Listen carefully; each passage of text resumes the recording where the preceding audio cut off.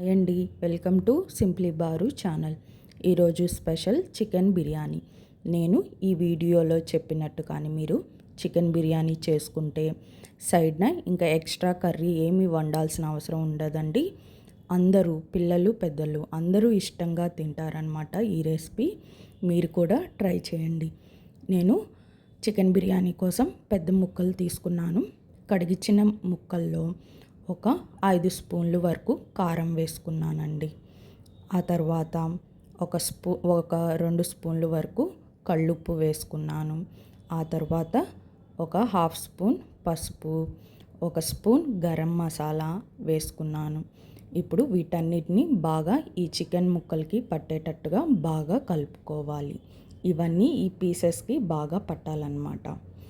చూస్తున్నారు కదా, ఇలా ఈ పౌడర్లు మొత్తం బాగా ఈ ముక్కలన్నిటికీ పట్టుకోవాలి. ఆ తర్వాత ఒక 2 స్పూన్స్ వరకు అల్లం వెల్లుల్లి పేస్ట్ వేసుకొని ఇంకొకసారి బాగా కలుపుకోవాలి. ఆ తర్వాత ఒక 1.5 స్పూన్ పెరుగు వేసుకొని ఇంకోసారి బాగా కలుపుకోవాలి. మనం వీటన్నిటిని మిక్స్ చేసే విధానంలోనే మనకి కర్రీ అనేది, ఈ బిర్యానీ అనేది మంచి టేస్ట్ వస్తుంది. ఆ తర్వాత ఒక 2 స్పూన్స్ నెయ్యి, మళ్ళీ పుదీనా, కొత్తిమీర వేసుకొని ఇంకోసారి బాగా కలుపుకోవాలి. ఈ పుదీనా కొత్తిమీర వేయటం వల్ల మనకి మంచి ఫ్లేవర్ వస్తుంది. ఇప్పుడు ఈ చికెన్ని మొత్తాన్ని తీసుకొని వెళ్ళి ఒక 40 మినిట్స్ వరకు ఫ్రిడ్జ్లో పెట్టేసుకోవాలండి. తర్వాత స్టవ్ పైకి ఒక ప్యాన్ తీసుకొని ఆ ప్యాన్లోకి ఆయిల్ వేసుకోవాలి. ఆ తర్వాత ఒక 2 స్పూన్స్ నెయ్యి కూడా వేసుకోండి. ఇప్పుడు ఈ ఆయిల్ నెయ్యి బాగా కాగిన తర్వాత బిర్యానీ ఆకులు, బిర్యానీ మసాలా దొరుకుతాయి కదండి మనకి ప్యాకెట్లలో బజార్లో, వాటన్నిటిని నేను ఈ ఆయిల్లో వేసుకొని ఫ్రై చేసుకున్నాను. ఇప్పుడు ఇది వచ్చి కొబ్బరి మసాలా అండి. తెలుసు కదా, నా కర్రీస్లో మోస్ట్లీ వాడుతుంటానన్నమాట, నాన్ వెజ్జెస్లో ఈ కొబ్బరి మసాలా. ఈ గంటె నిండుగా తీసుకున్నానండి నేను. ఈ గంటె నిండుగా అంటే ఒక 5 or 6 స్పూన్స్ ఉండొచ్చు. ఈ మసాలాని బాగా ఫ్రై చేయాలి. అప్పుడే మనకి టేస్ట్ అనేది వచ్చిద్దనమాట. రెడ్ కలర్లోకి వచ్చేంత వరకు మనం బాగా తిప్పుకుంటూ ఆయిల్లో ఫ్రై చేసుకోవాలి ఈ కొబ్బరి మసాలాని. ఈ మసాలా ఫ్రై అయిన తర్వాత పొడవుగా కట్ చేసి పెట్టుకున్న ఆనియన్స్ని, గ్రీన్ చిల్లీని కూడా వేసుకొని బాగా ఇంకొకసారి ఫ్రై చేసుకోవాలన్నమాట.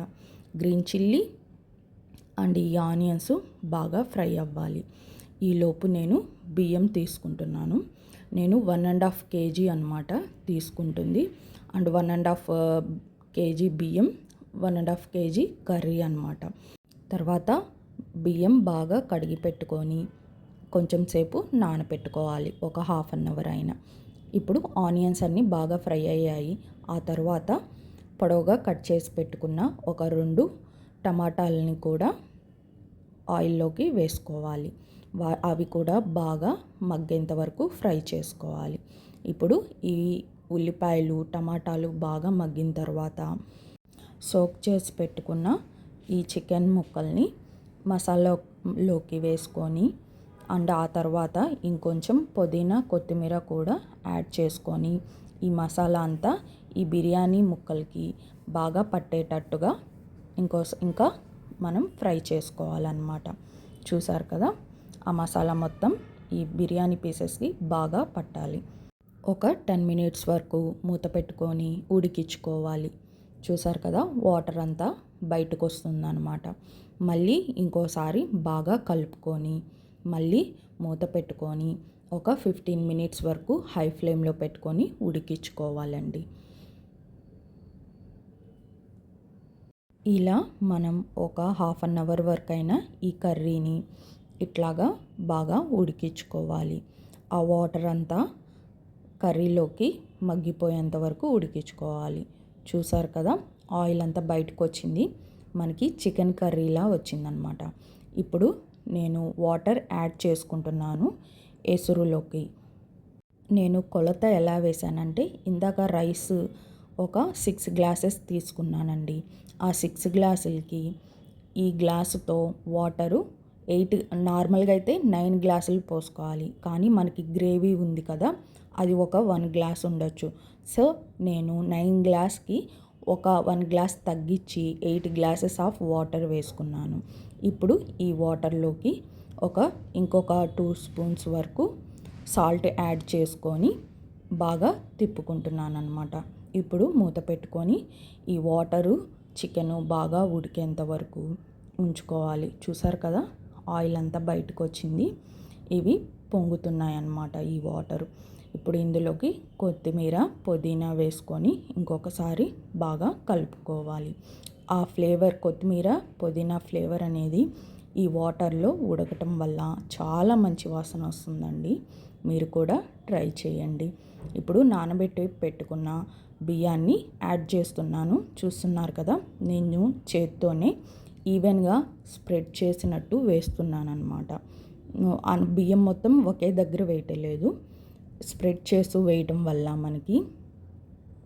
మనం అంత ఎక్కువగా కర్రీ అనేది కదిలించుకోకుండా పైనే బియ్యాన్ని తిప్పుకుంటూ మనం ఇట్లా వేసుకుంటే ముక్కలు అనేవి ఇంకా సాఫ్ట్గా అవుతాయి. ఆ మసాలా మొత్తం మన బిర్యానీ రైస్కి బాగా పడుతుందన్నమాట. ఇప్పుడు మూత పెట్టుకొని నేను ఈ ఆవిరంతా బయటికి పోకుండా ఉండటం కోసం బిర్యానీ మూత పైన వెయిట్ పెడుతున్నాను అన్నమాట. చూసారు కదా ఎలా ఉందో. ఇంకా దీనిలో వాటర్ ఉన్నాయండి, అవి మీకు చూపిస్తున్నాను అన్నమాట. ఇంకా చాలా వాటర్ ఉంది, మనకి ఇంకా రైస్ ఉడకాలన్నమాట. ఇప్పుడు ఈలోపు నేను కొంచెం టేస్టింగ్ సాల్ట్ అనేది యాడ్ చేస్తున్నాను.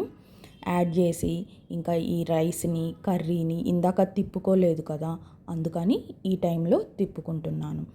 అప్పుడు దానివల్ల ఉప్పు, కారం, మసాలా అవన్నీ రైస్కి కూడా బాగా పడతాయి.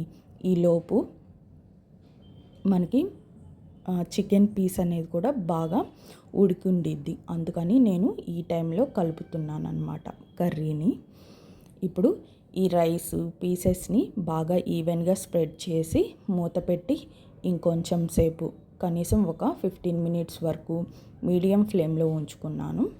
చూసారు కదా, దాదాపు రైస్ అనేది అయిపోవచ్చింది. మీకు వాటర్ ఉన్నాయా లేదా అని తెలియాలంటే అంచుల్లో గంటి లోపలికి అనుకొని ఆ గంటి పైన కాస్త వేలుతో ఇలా అనండి. మీకు వెట్గా అనిపిస్తే మాత్రం ఇంకా వాటర్ ఉన్నట్టు, డ్రైగా ఉంటే మాత్రం వాటర్ లేనట్టు అన్నమాట. అంతేనండి, చికెన్ బిర్యానీ రెడీ అయిపోయింది. ఈ చికెన్ బిర్యానీతో ఎలాంటి సైడ్ డిష్ లేకుండా చాలా టేస్టీగా తినేయొచ్చండి. అందరూ ఇష్టంగా తింటారు. మీరు కూడా ట్రై చేయండి. Please like, share and subscribe to simply bar channel. చూసారు కదా, రైస్ కూడా ఎంత బాగా పొడి పొడిలాడుతూ వస్తుందో. మీరు కూడా ట్రై చేయండి. Thanks for watching.